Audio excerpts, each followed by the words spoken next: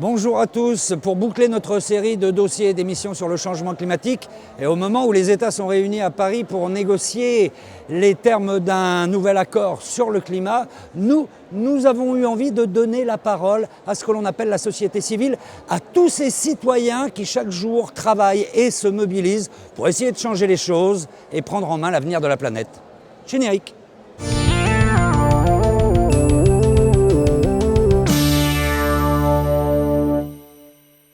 Bonjour Catherine. Bonjour Fred. C'est joli chez vous. C'est pas mal. C'est une villa du futur, la villa Chamengo. Ah, on va en parler de la villa Chamengo. Alors vous Catherine, vous êtes la fondatrice de Chamengo. D'abord j'aimerais bien savoir ce que c'est. C'est une association, hein. Exactement. Dont l'objectif effectivement est de promouvoir une économie plus verte et plus sociale à travers 3 actions: découvrir, se réunir, construire. D'accord, mais alors c'est quoi? C'est un collectif? On y trouve plusieurs personnes ou c'est une aventure collective? Alors, je suis un peu comme Forrest Gump. J'ai commencé à courir toute seule et puis plus je cours, plus il y a des gens qui viennent courir avec moi. Donc aujourd'hui, effectivement, c'est une communauté qui est composée à la fois de pionniers, ces entrepreneurs verts et sociaux les plus innovants de la planète, et puis des particuliers, des entreprises, des écoles, des fondations, des institutions et même des villes, puisque demain, la ville de Paris va devenir la première ville à s'inscrire sur la plateforme Chamengo. D'accord. Quand vous dites des pionniers, c'est pas rien, parce que quand on va sur votre site, il y en a beaucoup. Il y en a combien? 150, 200 que vous avez filmé? Il y en a 200 et il y en a un nouveau chaque semaine, donc un portrait de 2 minutes. Partout dans le monde? Partout dans le monde. Vous les traquez comment? Vous les repérez comment? Mais je suis comme vous, Fred, je suis journaliste, donc on fait notre travail, on parle du flair du douanier, il y a aussi le flair du journaliste. Donc c'est notre travail et c'est notre quotidien d'aller répertorier, regarder. Et puis maintenant on a la chance d'être de plus en plus connus, donc les gens viennent sur notre plateforme, où des amis d'amis nous apportent des bonnes idées, et puis on a un listing, et puis les plus innovants, les plus exceptionnels deviennent des pionniers Chamengo, et on en fait des portraits vidéo de 2 minutes. Ça va être difficile de tous les décrire évidemment, mais en gros la ligne conductrice c'est quoi? Ce sont des gens qui refont le monde un peu, ou qui ont des idées vraiment nouvelles, ou qui... Ce sont des personnes ordinaires, des citoyens ordinaires qui font donc des actions extraordinaires. Notre tagline c'est Inspire Your Life. Nous sommes tous capables de changer le monde pour le rendre meilleur. On n'a pas besoin d'être à la tête d'une nation ou d'une multinationale. On est tous acteurs du changement, il faut juste qu'on se mette en marche. D'accord. Justement, le nom Chamengo, ça veut dire quoi? Alors, c'est une contraction de 3 mots, chaman, men et go. Chaman, c'est le guérisseur traditionnel qui s'est passé d'un monde à un autre monde. Donc, c'était une métaphore justement pour dire que nous devons changer d'économie. Men, c'est la communauté humaine, et go, on va de l'avant. Et Chamengo est une personne qui change le monde pour le rendre meilleur. Donc, j'espère que vous allez devenir Chamengo, Fred. Avec grand plaisir. Mais pourquoi vous êtes lancé là-dedans? Parce qu'à l'origine, il faut le dire, d'ailleurs peut-être que les gens vous connaissent ou ont certainement vu vos reportages, vous êtes grand reporter. Pourquoi vous êtes lancé dans l'aventure Chamengo? Alors moi, je suis effectivement grand reporter, et pendant très longtemps, j'ai fait de l'investigation, notamment pour Envoyé spécial pendant 10 ans. Donc j'ai dénoncé pendant 10 ans ceux qui détruisent le monde. Et à un moment donné, j'ai eu envie de promouvoir ceux qui construisent le monde de demain, et c'est comme ça qu'est né Chamengo. C'est une contre-réaction, ça provoque ça le journalisme alors? Oui, je crois qu'on a un vrai pouvoir, et faire de l'information positive et puis donner à voir toutes ces initiatives. C'est-à-dire que Gandhi a une très belle phrase, il disait qu'un arbre qu'on abat fait beaucoup de bruit, une forêt qui pousse en fait beaucoup moins. Et comme j'ai fait plusieurs fois le tour du monde, j'ai eu la chance d'être aux premières loges pour voir cette forêt pousser, et j'avais envie d'utiliser mes outils, qui est celle de savoir raconter des histoires, pour mettre en avant ces entrepreneurs, ces innovateurs qui honnêtement font souvent une traversée du désert parce qu'ils n'ont pas d'argent, ils ont une bonne idée mais ils n'ont pas de ressources, ils n'ont pas de moyens, et donc au moins leur apporter, on va dire, des reportages bien mis en forme pour qu'on puisse parler d'eux, et c'est un peu ce qui se passe ici dans la villa Chamengo. Il faut aller les voir, ces reportages sur votre site, parce que vraiment il y a une grande diversité de pionniers. Alors très difficile de les choisir, on en a choisi un quand même au départ parce qu'on est dans le cadre de la COP, on parle d'énergie accessible à tous. Il s'appelle Ilac Diaz, et lui il est à Manille, je crois, aux Philippines. Il fait un truc incroyable, il permet à des gens qui vivent dans les bidonvilles d'avoir de l'électricité, d'avoir plutôt de l'éclairage chez eux, c'est ça, hein? Exactement. On va le regarder tout de suite. Plus de 20 millions de Philippins vivent toujours dans une grande précarité énergétique. Les lampes à pétrole refont surface quand les familles n'ont plus les moyens de payer leurs factures d'électricité ou quand ils n'arrivent pas à la pirater. Pour permettre à ces populations de s'éclairer écologiquement à moindre frais, cet architecte rapporte d'abord dans ses valises une méthode brésilienne d'une simplicité biblique. Une vieille bouteille en plastique, de l'eau, quelques gouttes de chlore et le tour est joué. C'est pas facile dans les centres urbains de convaincre les gens de mettre une bouteille en plastique remplie d'eau sur leur toit, car ils n'ont jamais vu ça avant. Pour eux, une bouteille en plastique, c'est ce qu'on met tous les jours sur la table. Alors, quand on leur dit qu'ils vont pouvoir en faire une ampoule de 55 watts grâce à la réfraction de la lumière à travers le toit, c'est quelque chose de magique pour eux.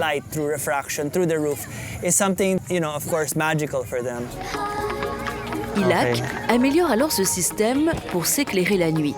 À la place de l'eau chlorée, des LED viennent cette fois se loger dans les bouteilles en plastique. Ces protections étanches permettent à ces lampes solaires de résister aux intempéries.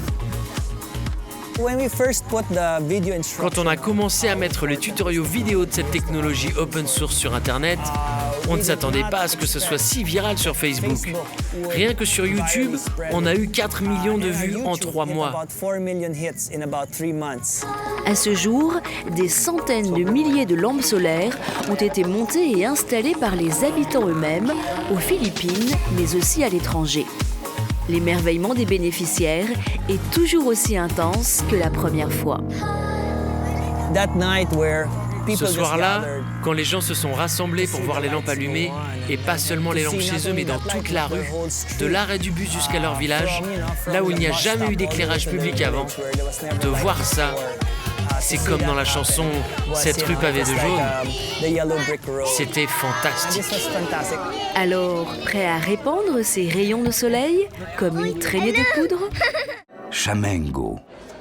Bon alors parlons un petit peu de cette ville-là, Catherine. En fait, c'est la vitrine de ce que font les pionniers Chamengo. Voilà, c'est un concentré. On a pris 50 innovations de pionniers qui trouvent des solutions pour lutter contre le changement climatique. Ouais. Et on les a donc utilisées dans notre villa. Donc là, on se trouve dans la chambre à coucher. Normalement, ouais. On a mis des fauteuils, mais normalement, il y a un lit. Et donc, si on regarde ce que nous avons autour de nous... Ça m'a étonné, c'est du papier, voilà. Pierre. C'est ça, je ne savais pas. Enfin, je ne sais pas si vous savez qu'on peut faire du papier non pas uniquement à partir de cellulose de bois, ouais. Mais de la pierre. Ce sont des rebuts de pierre dans les carrières quand ils taillent des gros blocs de marbre. En fait, il y a plein de petits morceaux et il y a un Taïwanais qui utilise ces morceaux pour les broyer et en faire du papier pour justement éviter la déforestation. Il y a des textiles aussi, ça c'est du lotus. Exactement. Mais alors pas n'importe quelle partie. Voilà. Exactement. En fait, on cueille les fleurs de lotus pour les utiliser comme offrande dans les temples en Asie. Et puis, on laisse donc la tige. Et une tige, en fait, elle est très très longue. Ça peut faire jusqu'à 5-6 mètres de long. Et on n'en fait rien. Et un Français s'est installé là-bas pour en faire du tissu. Et c'est le seul au monde. Super, très souple. C'est exceptionnel. Donc, c'est très agréable à porter. C'est le seul au monde à avoir cette qualité-là. Il y a un autre Italien qui fait également du tissu à base de lotus, mais ça n'a rien à voir avec ce résultat-là. D'accord. Ah, je ne résiste pas à ça. Je vais chercher. Je vais chercher. Ça, j'adore. Ça a l'air d'être confortable. Et alors, c'est pas... Alors voilà, ça c'est la semelle est faite effectivement à partir de saumon. On consomme de plus en plus de saumon dans le monde, que l'on mange souvent fumé. Et toutes les peaux, et des centaines de milliers de peaux chaque mois, partent à la poubelle. Et il y a un Chilien qui les récupère pour en faire un cuir. Là, c'est utilisé c'est extrêmement solide parce qu'un saumon, il a, je dirais, génétiquement la capacité de se frayer un chemin dans les endroits les plus dangereux. Donc, c'est extrêmement solide comme cuir. Il le met là sur des chaussons, mais sinon, il en fait des rouleaux. Qu'ils développent et qui peuvent être utilisés comme pour revêtir un fauteuil, un canapé, que ce soit dans un salon ou dans une voiture. D'accord. Là, c'est une Française qui vient de Chamonix. Il y a beaucoup de parapentes et elle récupère les parapentes puisque une voile de parapente, au bout de 2000 heures, doit être réformée. Et elle en fait des très très belles robes de soirée. Et puis là, on a un tissu qui a été fait à partir de marc de café, puisque le marc de café... Attendez. a la propriété en fait d'être désodorisant, d'absorber les mauvaises odeurs. Et là, on peut absorber jusqu'à 95% des mauvaises odeurs grâce à ce tissu. Et on arrive à faire du tissu avec du marc de café. Oui, tout à fait. D'accord. Bon alors, il y a des matériaux pour s'habiller, il y a des matériaux pour construire la maison. En fait, on pourrait recycler Voilà. beaucoup de choses. Exactement. Nous, dans cette ville-là, on a utilisé donc des innovations de pionniers dans le domaine de l'alimentation, de l'eau, de l'énergie, du transport, de l'habitat et du déchet. Le but, c'est tout le temps d'être économe, de ne pas gaspiller ni l'énergie, ni les matériaux. C'est mettre en avant, mettre en valeur, faire connaître toutes ces innovations souvent inconnues du grand public pour rendre le monde plus vert et plus social. Alors, parmi vos pionniers, il y en a un qui nous a beaucoup plu aussi, puisque l'on parle en partie d'architecture. Lui, il vit en Colombie et il fait des ouvrages absolument extraordinaires avec le bambou, comme d'autres utilisent l'acier ou le béton. Lui, c'est le bambou. Et c'est vraiment magnifique ce qu'il fait. Hein. Regardez. D'accord. Aujourd'hui, le béton est devenu l'unique matériau de construction dans les pays émergents. Pour réintroduire du végétal dans cet océan minéral, cet architecte de père en fils a recours au bambou que l'on trouve partout en Amérique latine et en Asie. Quand le bambou pousse, il rejette de l'oxygène et capture du CO2. Quand vous utilisez trop de ciment, vous rejetez du CO2 dans l'atmosphère et vous consommez de l'oxygène. Simon construit sa première maison en bambou il y a 35 ans à la demande insistante d'un riche Colombien. J'étais avec mes ouvriers en train de réfléchir à une solution quand j'ai eu l'idée de mettre du mortier ciment à l'intérieur du bambou pour voir ce que ça donnait. Depuis, le bambou est pour moi un acier d'origine naturelle qui permet de construire d'immenses structures.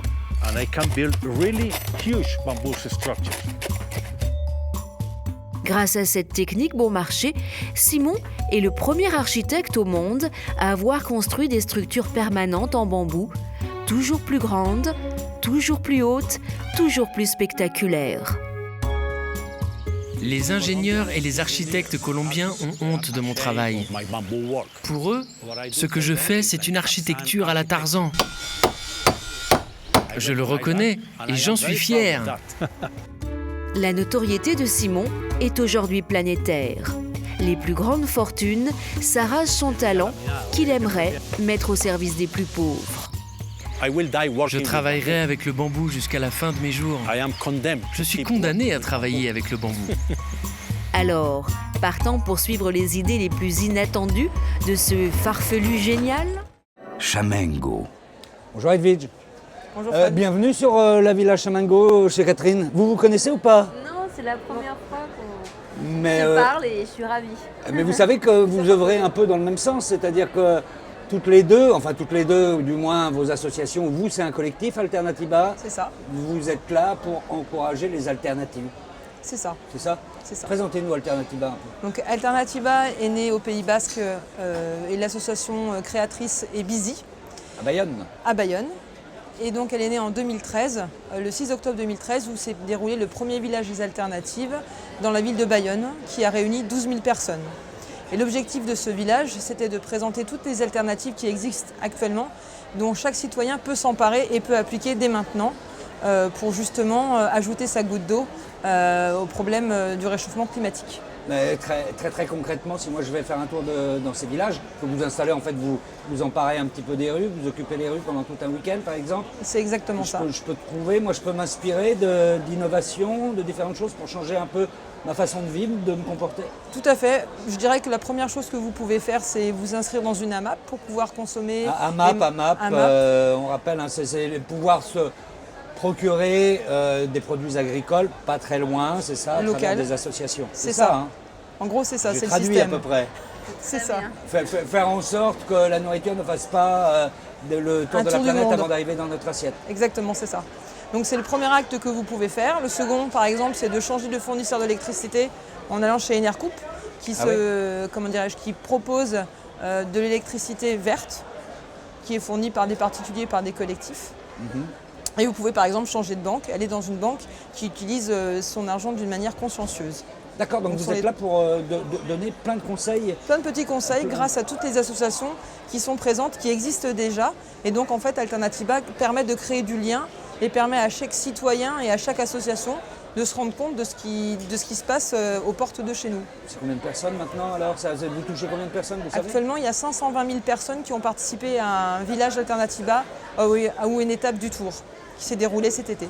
D'accord, et puis là, au moment de la COP, vous avez organisé non pas une grande marche parce que c'était pas possible pour des problèmes de sécurité, Exactement. mais une chaîne humaine. Une chaîne humaine Dont on voit des images d'ailleurs. Voilà, une chaîne humaine qui a commencé à Oberkampf et qui s'est terminée à Nation. Et c'était quoi l'objectif? L'objectif, c'était de porter le message que nous avons sur l'urgence climatique, parce que la vraie urgence, c'est le climat actuellement. Et malgré l'interdiction, nous avons souhaité porter ce message et que les citoyens s'emparent de cette question également, et que les institutions, les politiques actuellement, nous prennent en compte dans les négociations qui se déroulent actuellement au Bourget à la COP 21. D'accord. Pour bien comprendre l'esprit et l'ambiance aussi qu'il y a lors de ces rassemblements, j'aimerais qu'on regarde quelques images et qu'on écoute quelques-uns de vos militants, on peut les appeler comme ça. Exactement. Tous les signaux d'alerte sont au rouge. Les dérèglements climatiques se multiplient. L'enjeu est clair, ne pas franchir les seuils dangereux, voire irréversibles, de réchauffement et de déstabilisation du climat. Et tout ça, ça se joue aujourd'hui. Dans les 10 ans à venir, on peut éviter ou non d'aller dépasser ces seuils. On a une responsabilité immense sur les épaules, notre génération. La mobilisation citoyenne va revêtir une importance capitale et stratégique dans les années à venir pour promouvoir les alternatives permettant de relever le défi climatique tout en construisant une société plus juste, plus humaine, plus solidaire et plus durable. Soyons des centaines de milliers à nous emparer de ces alternatives et elles commenceront non seulement à changer nos modes de vie au quotidien, mais aussi la vie de nos villes, de nos territoires et de la société tout entière. On est tous en capacité de créer un monde meilleur, ensemble. Et en l'occurrence, le mouvement Alternativa, c'est son projet. Le projet de valoriser des solutions positives qui existent tout autour de nous. Et il y en a plein.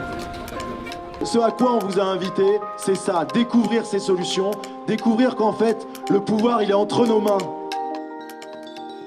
Alternativa, c'est important d'une part pour interpeller les décideurs, mais également pour faire se réunir tous ces gens qui sont acteurs du changement aujourd'hui et qui, tous ensemble, constituent une force impressionnante, capable de changer la situation.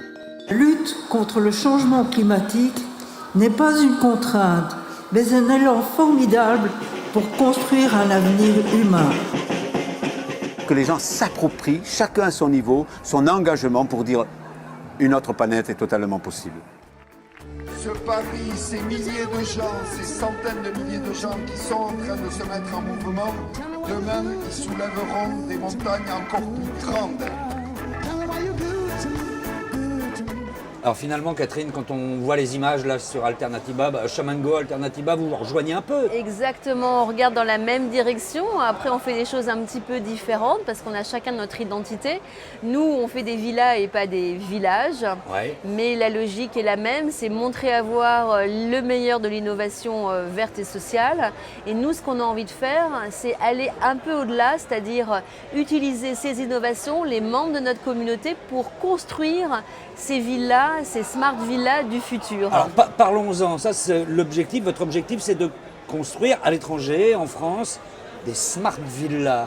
Voilà. Alors c'est quoi? Alors là, c'est un tout premier prototype qui est éphémère, qui va durer maquette, 10 jours.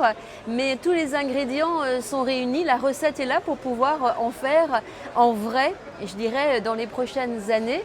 Et tout simplement parce que nous avons la recette qui a été testée et qui a très bien fonctionné sur ce premier projet, qui est donc d'utiliser les innovations de nos pionniers, mobiliser la communauté, parvenir à nos fins quoi qu'il arrive et partager notre histoire pour inspirer le maximum de personnes. Mais concrètement, ce sont des villas, des endroits, des maisons qui vont être construites dans les matériaux locaux, évidemment, qui vont être parfaitement autonomes sur le plan de l'énergie. Exactement. Alors C'est avec ça. les innovations de nos pionniers, donc ça peut être très varié puisqu'on en a plus de 200 avec un nouveau portrait, donc une nouvelle innovation par semaine. Donc en fonction du lieu où la villa sera construite, on n'utilisera pas les mêmes choses. Bien Si sûr. c'est un pays riche ou si c'est un pays pauvre, si c'est un pays qui a un hiver froid ou si c'est un pays donc où il fait toujours très beau et très chaud, ce ne sera pas les mêmes innovations qu'on utilisera. On peut citer des lieux, des villes qui vont déjà avoir Alors, ces villas. effectivement, nous lançons officiellement le concept des villages Amengo avec des villes qui sont candidates pour nous accueillir et pour construire une villa avec notre communauté. On a Guiwan aux Philippines, qui est cette ville qui a été la première touchée par le typhon Haiyan il y a 2 ans et qui a été entièrement détruite. Oui. 2 ans plus tard, elle est en partie reconstruite. Mais le maire, Mayor Chin, souhaite en fait construire une villa Amengo pour apprendre toutes ces techniques Oui. parce qu'il ne veut pas être uniquement naufragé climatique, il veut devenir acteur du changement. D'accord. Donc ça, c'est en Asie. Ouais. Et puis, on a également une ville en Europe, précisément à Bordeaux, qui Ah a ouais. envie de nous accueillir. pour Ah, on va avoir un construire projet une, français, on va avoir une et- villa Amengo. Exactement, avec donc des gens, j'espère, qui viendront du monde entier la construire, parce que c'est aussi la logique. C'est D'accord. qu'on fait des concentrés du meilleur de l'innovation, mais du meilleur du monde de demain. Et on veut donner à voir le meilleur de la Et mondialisation ça va être des également. lieux de réflexion aussi. Alors évidemment, Et on va c'est des pouvoir lieux de y découverte. vivre un peu, Exactement, y travailler, découvrir d'abord, comme on le fait ici. Derrière chaque chose qu'on verra, il y aura un portrait vidéo et une innovation qui Ouais. nous permettra de voir l'histoire et de venir sur la plateforme. On D'accord. pourra y travailler, on pourra venir améliorer. Il y aura comme ici un Fab Lab grand public où les gens pourront, je dirais, essayer de dupliquer ces innovations. Des étudiants les amélioreront. Enfin, je veux dire, on est dans un process d'amélioration constante. Les gens pourront manger, ils mangeront des choses qui auront été poussées sur la villa, ils pourront y dormir. Ce sera un écologe qui ira du Ouais. dortoir pour les étudiants totalement fauché aux 5 étoiles pour quelques grands mécènes Ah, quand même. qui auront envie de... C'est pour faire venir les gros mécènes. Exactement, exactement. Et puis créer un lieu, un tiers-lieu, où toutes ces personnes qui s'intéressent à l'innovation verte et sociale, les gens peuvent se rencontrer parce que finalement, Ouais. il y a souvent, les gens ils sont un peu en silo et c'est pas évident de pouvoir se croiser, partager. Et c'est ce qu'on aimerait faire dans ces lieux. Peu importe son compte en banque, ce qui est très important, c'est de partager nos valeurs et avoir envie de les développer, quelle que soit son origine sociale, sa religion, son âge. Donc ça y est, c'est en route, c'est du concret. la Bah, villa en tous les Amengo. cas, j'espère que ça va se faire. On s'est rendu compte qu'on était capable de répondre à l'impossible en faisant cette villa, parce Ouais. que c'est vrai que c'est 18 mois de travail. Je rappelle juste que toute la structure a été faite en portes recyclées. Il y a 150 portes recyclées qui devaient partir à la destruction, qui ont été récupérées dans une banlieue, dans une cité en banlieue parisienne. Et voilà, et donc on est capable de changer le monde avec très peu de moyens, mais des bonnes idées et des gens de très grande valeur. Voilà. Alternatiba, vous aussi pendant la COP, vous faites un village international à Oui. Montreuil. Oui, qui se sera déroulé le week-end dernier, le 5 et 6 décembre. Voilà, Au c'est plein ça. cœur Alors, de la c'est- ville. c'est pareil, c'est un projet international que vous avez. Oui, donc en fait tous les villages qui se sont créés cette année se réunissent à Montreuil. Donc nous aurons 256 porteurs d'alternatives et 20 pays seront présents. D'accord. Et alors qu'on peut trouver des idées aussi comme ça, assez intéressantes ou Exactement. Alors sur 256, je ne pourrais pas en donner beaucoup parce que sinon il va y a avoir aussi des une jaloux. chose incroyable que j'ai vu, un homme qui récupère les fruits qui poussent dans les arbres des villes et qu'on laisse tomber, qu'on perd. C'est ça. Donc c'est une association de Dijon et qui transforme tous les fruits qu'il trouve ou qu'on lui donne. Parce Donc qu'on il les perd trans- combien? Je crois qu'il y a Alors, un chiffre. les chiffres, il n'a pas voulu m'en donner précisément, mais il y a une grosse partie des fruits qui sont pour eux et qui ne sont pas ramassés. D'accord. Vous me disiez tout à l'heure aussi qu'on intervient dans le domaine de l'économie parce que votre slogan à vous, c'est pas changeons le climat, c'est changeons le système. C'est changeons le système et Ça- préservons le climat. Alors ça veut dire quoi? Ça veut dire qu'actuellement, l'économie, l'énergie est actuellement mondiale et l'objectif, c'est de tout relocaliser. Donc, retrouver une autonomie alimentaire en réimplantant des maraîchers, en réimplantant des commerces de plus petite taille, beaucoup plus humains, en réimplantant l'énergie autonome, en développant beaucoup de coopératives énergétiques, comme nous pouvons le voir en Allemagne, où actuellement les Länder développent l'autonomie énergétique.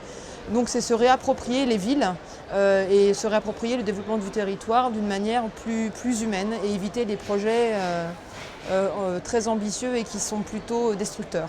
En Allemagne, 50% de l'énergie verte est financée par les citoyens, hein, d'ailleurs. Hein, c'est important de le dire. Et nous, on a une pionnière qui est allemande, Ursula Sladek, qui est à la tête justement du plus grand réseau d'électricité verte en Allemagne. C'est impressionnant. Elle voulait lutter contre le nucléaire. On a toujours dit que ce n'était pas possible de, faire face, pouvoir produire autant d'énergie comme le nucléaire peut le faire. Et bien, la preuve que si.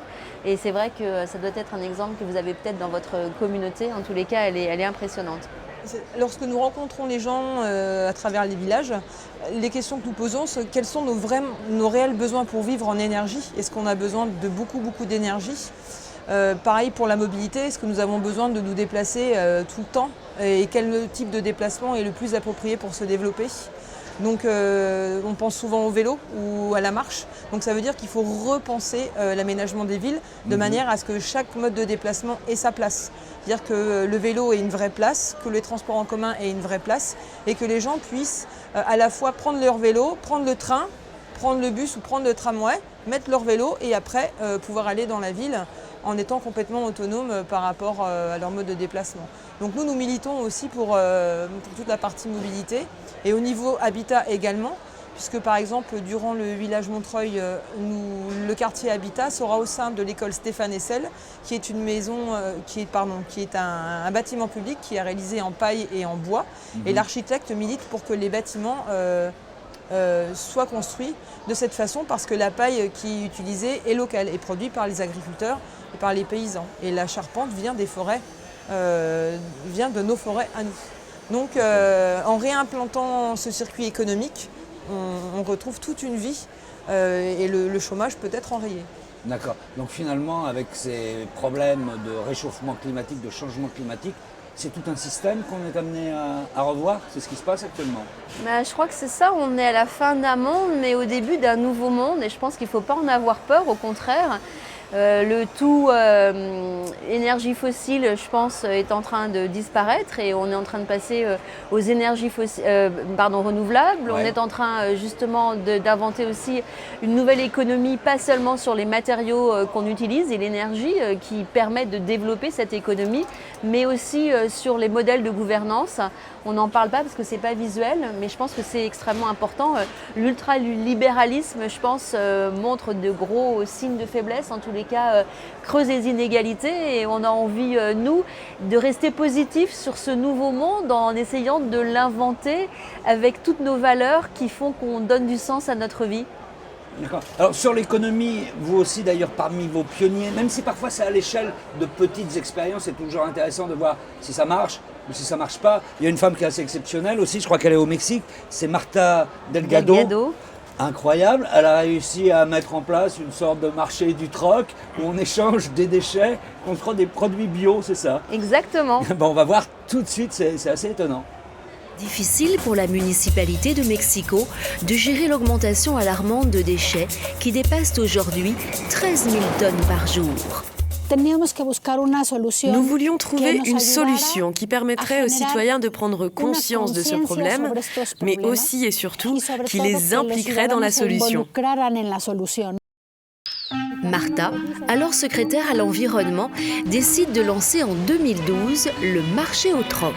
Le dimanche matin, une fois par mois, les habitants peuvent venir ici échanger leurs propres déchets contre de la nourriture bio.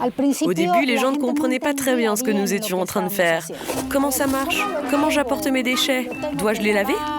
L'expérience doit être avant tout ludique et pédagogique. Chacun apporte par ses propres moyens ses ordures ménagères non organiques. Une fois celles-ci séparées et pesées, on reçoit en échange des points verts, sorte de billets de banque en papier qui permettent de faire normalement son marché. Je crois que notre première crainte fut que personne ne vienne. Heureusement, dès le premier jour, nous avons eu 1500 personnes. Alors, notre deuxième crainte a été « trop de gens vont venir ». Au final, le nombre de personnes a augmenté progressivement. Rançon du succès, des files d'attente de plusieurs heures avant de repartir avec ses légumes bio achetés directement auprès du producteur. Ils arrivent à leur travail et ils disent « Je suis allé au marché du troc ». Lorsqu'ils apprennent que cela bénéficie aux producteurs locaux, alors on commence à générer un autre type de réflexion. Qu'est-ce qu'on mange ? Qu'est-ce qu'on achète ? Que faisons-nous de nos déchets ? Et c'est là que tu commences à changer la société. Les déchets apportés sont immédiatement achetés par des entreprises de récupération, permettant ainsi de couvrir 25% des frais de fonctionnement du marché. Le reste est financé par les contraventions sur le non-respect de la législation environnementale. Alors, prêt à troquer cette idée unique au monde ? Chamengo. Alors quand on voit toutes ces initiatives, qu'est-ce que ça représente aujourd'hui dans la société civile réellement, auprès des citoyens, ce mouvement? Parce que vous êtes dedans, vous êtes des passionnés, mais est-ce que ça se répand dans la population? Qu'est-ce que vous ressentez? C'est le démarrage de quelque chose et ça devrait prendre beaucoup plus d'importance. Ça ne devrait pas être alternatif, mais en fait ça devrait être grand public. Tout le monde devrait rouler dans une voiture qui ne pollue pas, construire une maison qui ne relâche pas du CO2, etc. etc. On a parlé de plein de thématiques, l'alimentation. C'est pas un problème économique, parfois ça ne coûte pas un petit peu plus cher? Alors oui, alors si on regarde son porte-monnaie comme une carotte bio, immédiatement ça peut coûter plus cher, mais quand on voit tous les coûts induits, en fait l'économie que l'on a aujourd'hui coûte plus cher que l'économie qu'on a envie de voir apparaître. Et puis on l'a vu par exemple sur le photovoltaïque, ce qui est absolument extraordinaire, c'est que le photovoltaïque aujourd'hui coûte moins cher que le pétrole. Et grâce à ça, on a un rapport de l'ADEME qui nous dit que finalement en 2050 on pourra être 100% autonome en énergie renouvelable. C'est ça. Grâce à la chute des prix comme ça. Exactement. Et vous, comment vous voyez les choses? Parce qu'il y a beaucoup de monde, on voit des villages à Alternativa un petit peu partout fleurir. Est-ce que les gens sont de plus en plus touchés par ça? Soyez objectifs.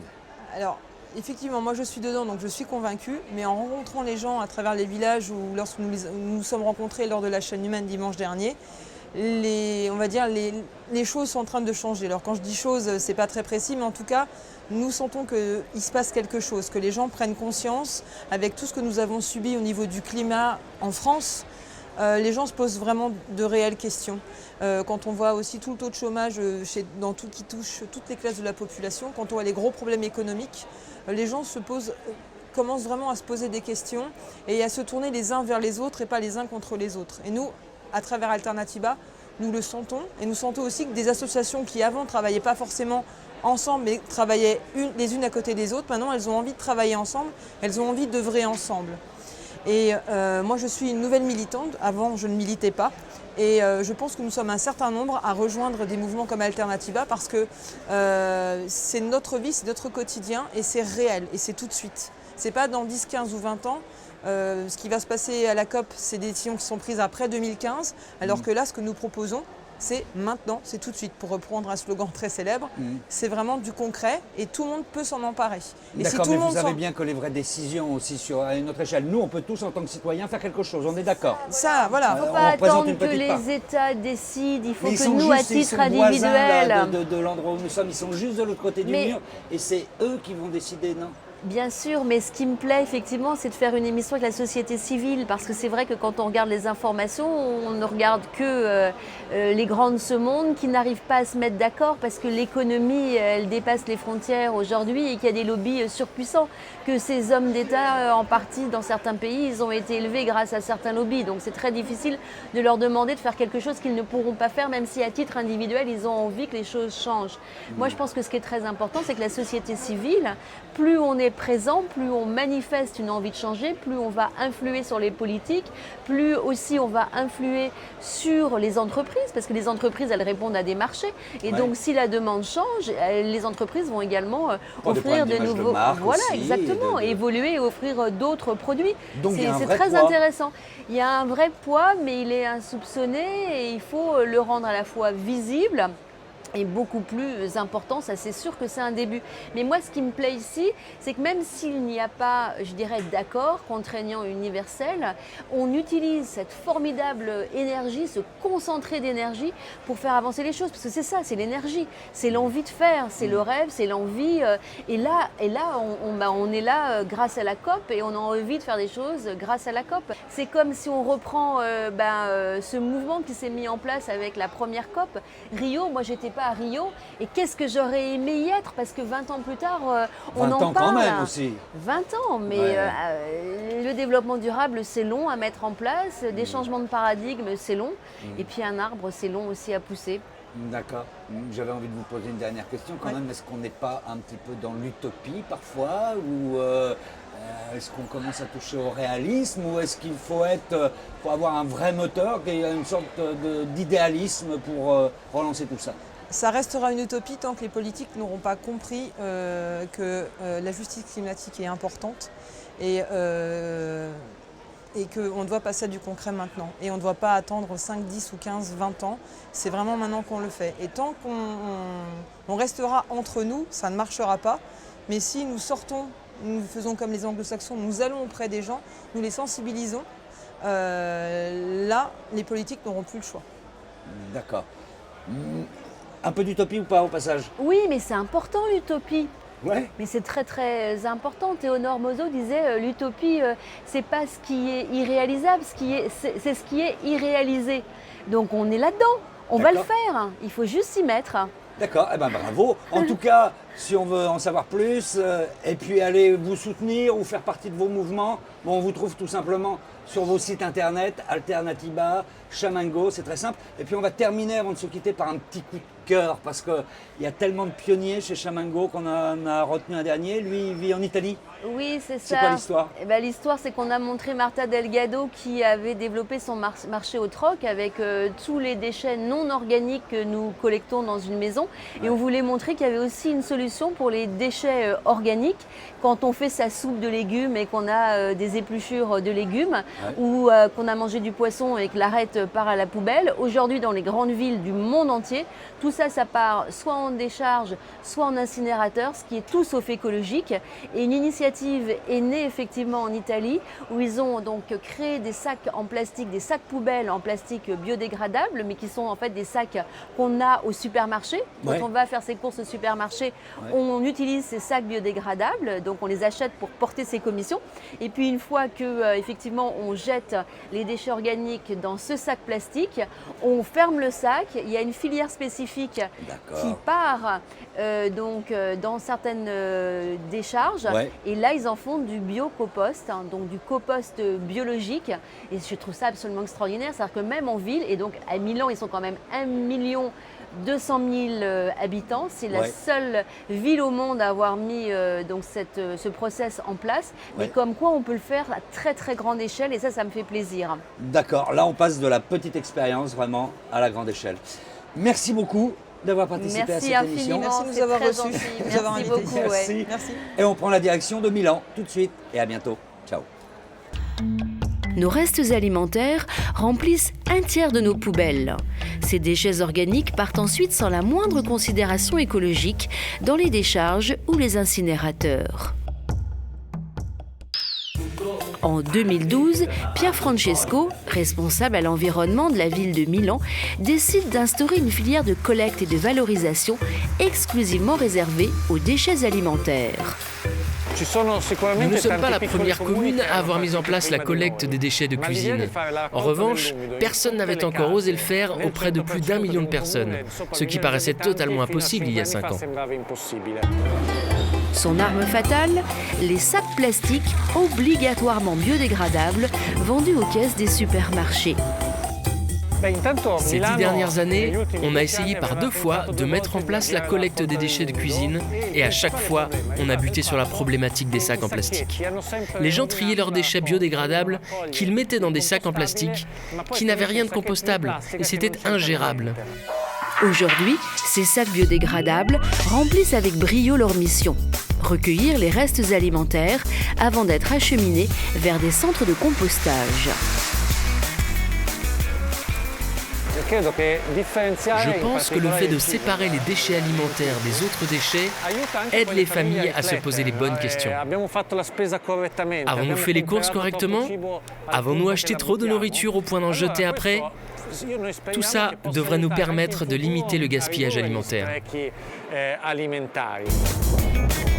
Mélangées à des déchets végétaux, ces matières organiques, grâce à la fermentation, se transforment au bout de 3 mois en compost de premier choix, très riche en matière organique. Principalement vendu aux agriculteurs de la région, il est également offert, lors d'opérations spéciales, à ceux qui l'ont généré. Alors, prêt à accompagner le cycle de Dame Nature? Chamengo.